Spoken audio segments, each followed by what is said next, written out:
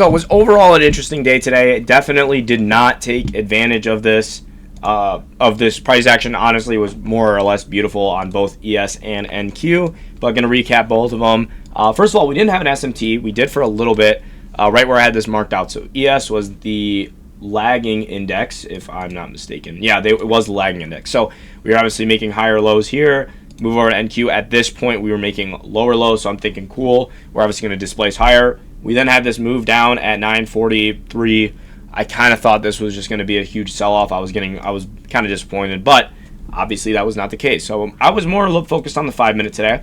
On the 5-minute, we had some good entries. So we had this IFVG. We could have entered. We had a pretty strong close above it. Obviously, we're not closing like 50 points above it, but we had a strong close above it. This is a strong enough close for me to take an entry. This was a really good area. Another one would have been this market or break of structure to the upside. A strong break of structure at that. So we formed this high here and we closed well above it with a strong candle. This isn't like we wicked it out. We closed way above it. This would have been a very good entry. Honestly, I think this would have been a better entry because you wouldn't have been, I don't even know if you would have been in drawdown for a second. Let me mark that out on the 1 minute. You might have, or on this market structure shift as well. So there were a couple areas to enter. But overall was good displacement. I think that was really cool today to see displacement. We might be back on price action. There's obviously no guarantees on that, but yesterday looked really good for it being a bank holiday. Today also looked very good. So there are really only a couple entries to have. Otherwise, you would have gotten caught up in this kind of confuddle right here.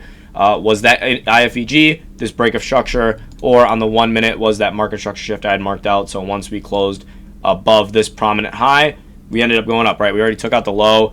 Honestly, there really wasn't much of a reason to go any lower. There was some sort of a new week opening gap we had right here that we filled in, so there really wasn't much of a reason to go lower. But also, I didn't think we were going to rip up this high. Definitely could have gotten caught up in this if you had a late entry. This was definitely not the cleanest. Yes, we're obviously moving up, but there isn't really an entry model here at all, other than it just being like break of structure to the upside a bunch of times. But really good. Most people probably just targeted at the time New York high because, again, if you're entering somewhere down here, this is over 100 points anyways. So this would have probably been a really good target, and you could have left runners to London session highs. I didn't think we were going to go take out London session high. I said in my Discord that we are more than likely going to take out these highs. I didn't quite think we were going to go all the way up and take out London highs, but I was wrong, and I'm glad I'm wrong about something like that. I thought at the time New York highs were definitely achievable. I didn't think we were going to rip up 200 points like we are at the time, but still, super good trading day today. Again, I did not take advantage of how I should have. Was a little worried about us dumping. But again, if we are consistently showing that we are displacing back, kind of filling in, we didn't fill in any of the imbalance that we left from last week.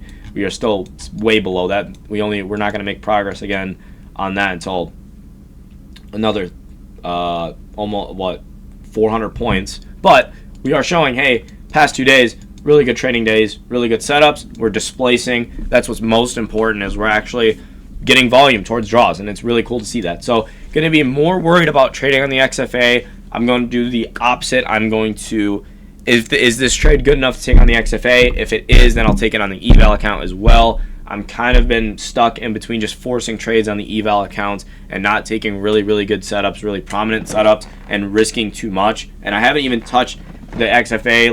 Last week was a really good reason to not trade on the XFA. I mean, this was just a joke every single day. There really wasn't much there. Wednesday was probably the best day, just with continuation. Tuesday, I remember, was kind of a shit day, and obviously Monday was pure chop. So last week, if you didn't take any trades last week, there's nothing wrong with you. It's a lot of people didn't take trades last week. This week, however, as of Monday and Tuesday, look very, very good. So I'm hoping we are going to continue this pattern of good price action. We have really high impact news today. We have a Powell speech coming up in an hour or so, a little over an hour. Tomorrow we got no news. Thursday we have PPI. Friday we have no news. So we have some good news, some good days coming up. I don't know why PPI and all this is still tentative. 5 folders being tentative still, and news in 2 days is a little concerning, but again, super good day. If you took advantage, great. If you didn't trade, that's also okay. Not taking a trade is still a green day. So really good day today. When the 5 minute just looks this good, I mean, there's nothing wrong with it. So super clean trading day. Had the manipulation leg, took out the session lows, had a V-shaped recovery out of it, displaced to the high. Just textbook.